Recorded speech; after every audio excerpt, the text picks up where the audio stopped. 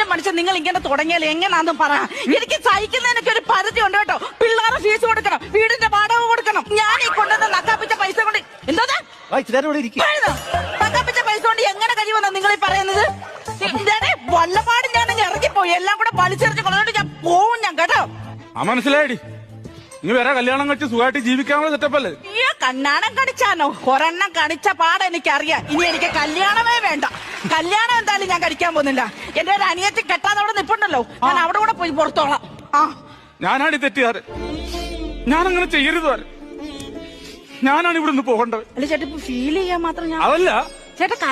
ഇവിടുത്തെ പിള്ളേരുടെ കാര്യങ്ങൾ നോക്കുന്നു, വീട് ചെലവ് നോക്കുന്നു, വീട് വാടക കൊടുക്കുന്നു. സങ്കടം കൊണ്ട് പറഞ്ഞല്ലേ ചേട്ടാ.